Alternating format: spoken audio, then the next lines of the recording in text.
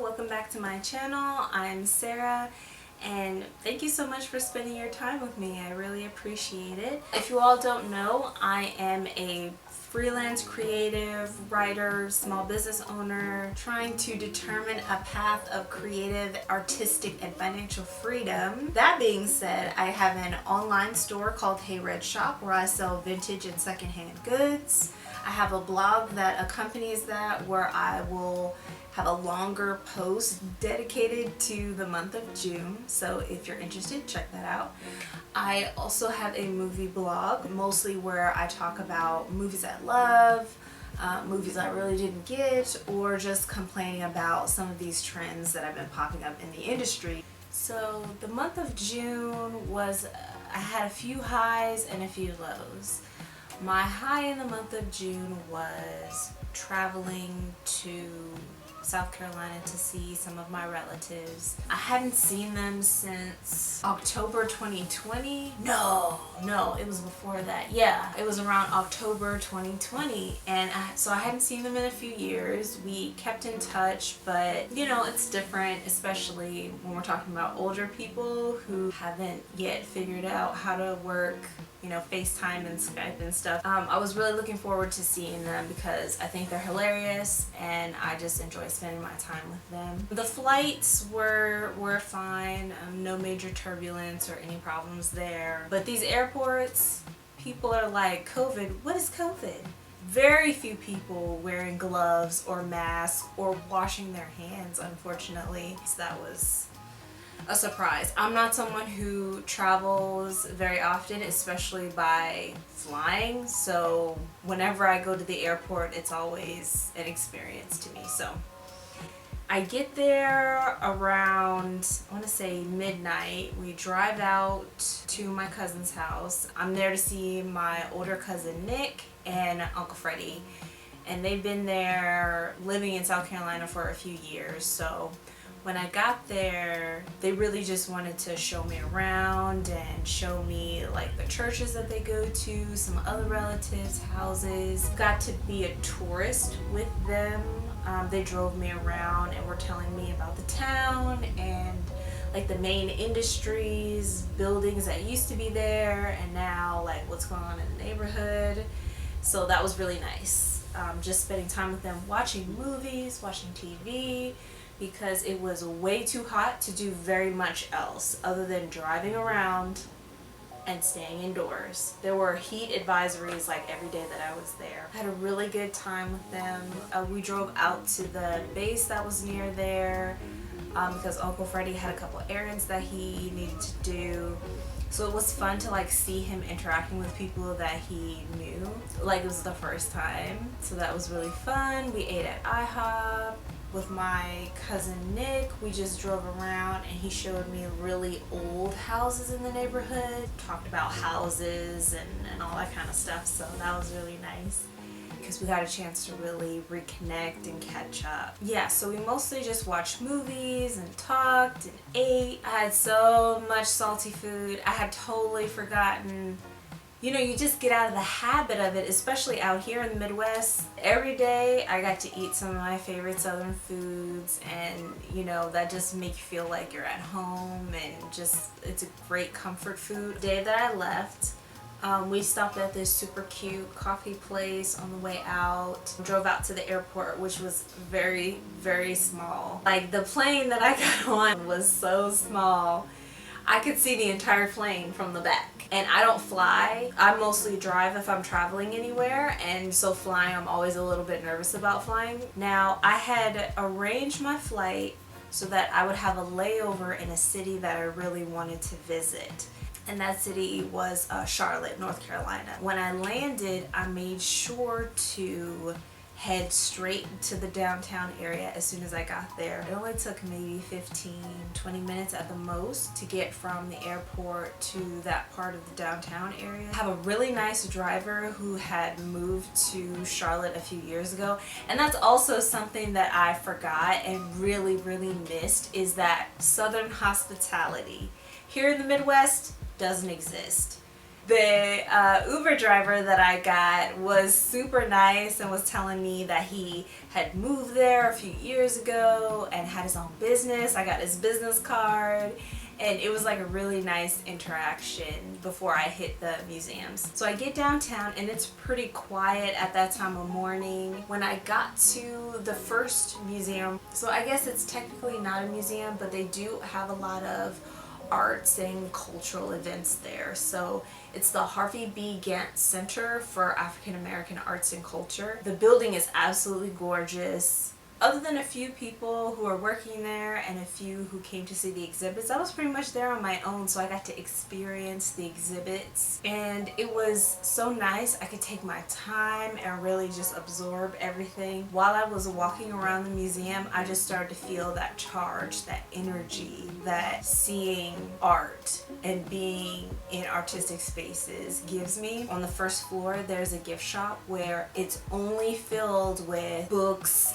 and jewelry and candles and tea and mugs, home goods, and stationery by Black artists and makers and business owners. So there's like all kinds of things that you can find there. Some local, some not, but it was such a great experience to get a slice of Charlotte's artist slash small business owner community there. Everybody there was super nice and really knowledgeable, just made the experience even better. On the second floor were the exhibits. I mean, at that time, I guess it had been like a little over a month since the last time I'd been to an art museum and not just seen antique art, to be in a space where there are living artists, and that was really energizing to me. The two bigger ones that I had heard about before I got there were by Reginald Sylvester II and Billie Zangewa. I apologize if I mispronounced your last name, but like she's gonna see this YouTube video. So Reginald's was called Painter's Refuge, A Way of Life, and Billie's was Web for a Thread Begun. Reginald Sylvester's exhibit was really scale-wise, it's the scale that really got me. They're huge.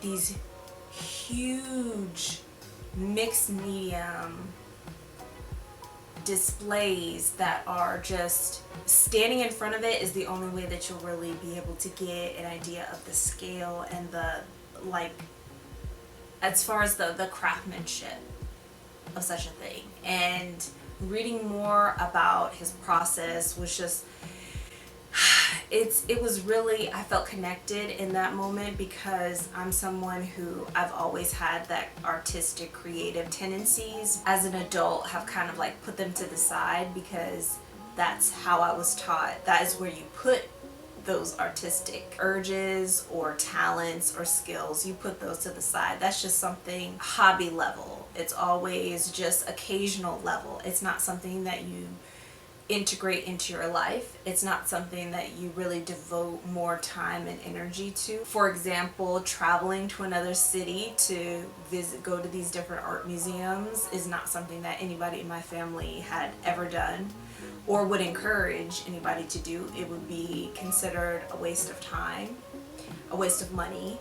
And so being there and like reading about Billie and Reginald's stories, which are very different but connected as artists, was just, it was so empowering to me. Walking through Billie's exhibition, which her art is, I guess it's considered craft based because it's weaving and using different, like her method and her materials are different, so I think it's considered a craft work instead of a fine art. Being able to see up close all of the detail and the shine from the different fabrics and to see the multi-tones in the weave is just the different scenes of domestic life that she has made into these tactile pieces. I mean, seeing them in person and being close enough to see like the raw edges of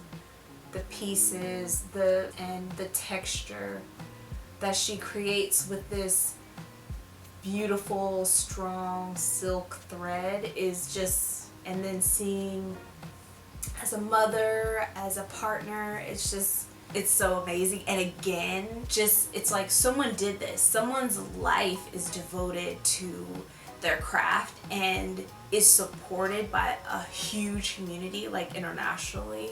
And that really just felt so empowering to me in that moment that I had to keep going. So I decided to go from there straight to the Mint Museum, which was not too far away. And the Mint Museum was an entirely different experience. It's a huge building. I think it's like 4 floors of art. Some are like living artists, some are, it's like ancient pieces of art from all over the world. It's statues, it's pottery, it's paintings, it's everything. I really wanted to give myself that time. I had nowhere else to be. I literally was waiting on my flight, so I had nowhere else to be for all of that time.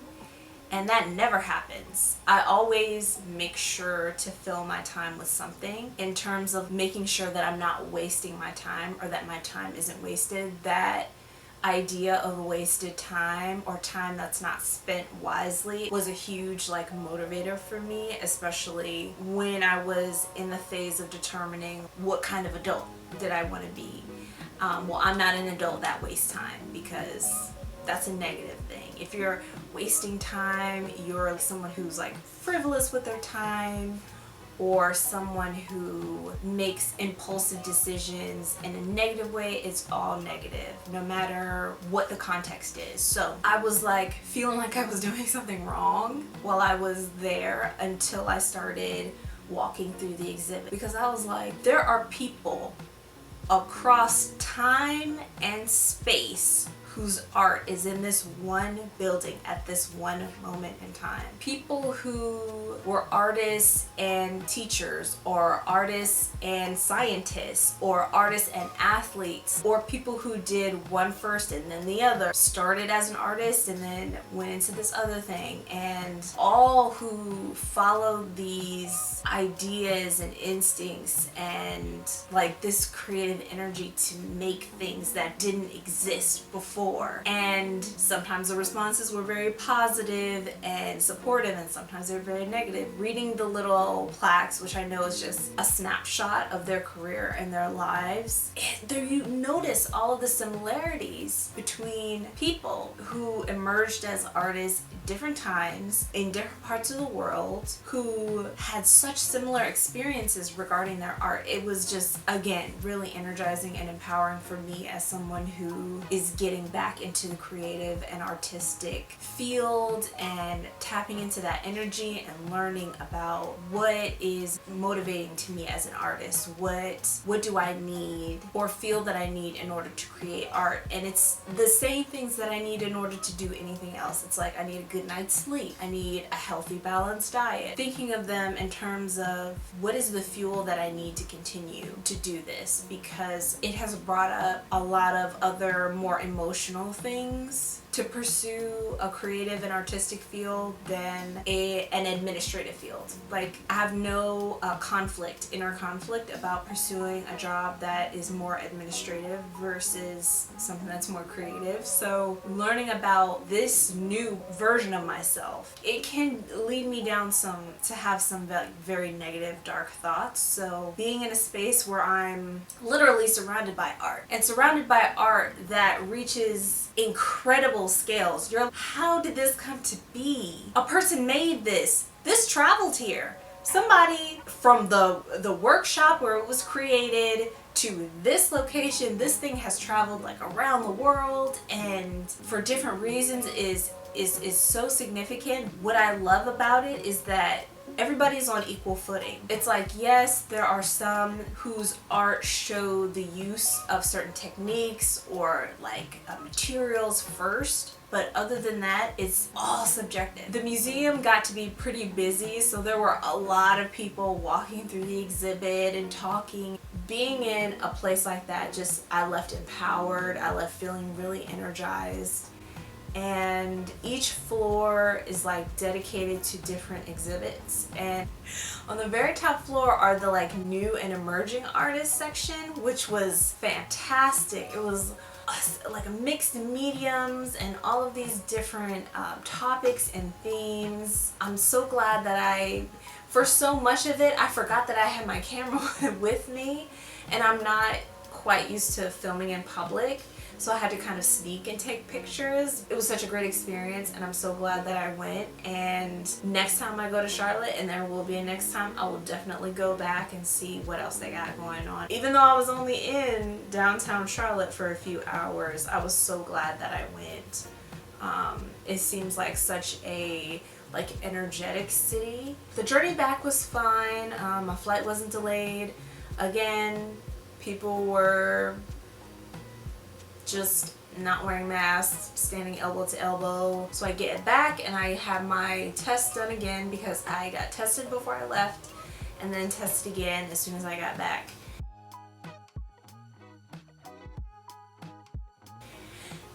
And unfortunately, when I got back, I tested positive for COVID. So for the next 2 weeks, I was self-quarantined. I had fever, I had muscle weakness, fatigue, diarrhea. I had a lot of the symptoms. Luckily, after a couple of days, my fever went down and I didn't have to go to the hospital. But I was still exhausted all of the time and spent most of it sleeping, eating, soup and broth and crackers, those kinds of things, keeping it very basic, because my stomach was often in knots. COVID is still out here. I'm vaccinated, I'm boosted, and I still got a pretty severe case of COVID. Luckily, I didn't have to be hospitalized. It is still taking people, I could not work, I could not do very much of anything. It's still something that's really debilitating for people. And I highly recommend that if you are traveling, that you do all of the things. You wear a mask, you social distance, wash your hands, that kind of thing. And that was pretty much the month of June. So as we get to the end of this video, I also wanted to mention that yes, both my relatives have gotten tested for COVID and their test came back negative, so they're absolutely fine. I also forgot to show you all my favorite piece from the collection, which is by Ernie Barnes. And also I wanted to let you all know that I ordered the sample pack from Move for some new business cards for my shop, which I'm so excited about, because I'll be using a picture that I took that I'm really proud of and I think represents the brand of my business as a small vintage secondhand shop. So can't wait to share those with you all. And also, I met a friend of mine in Indianapolis and we went to the 10th Street Diner, which is a vegan restaurant, and it was so good. I had the quote-unquote buffalo chicken sandwich and the house chips, and it was pretty good. I have to recommend the restaurant to you all. Super cute. Everybody was really friendly and the service was really fast.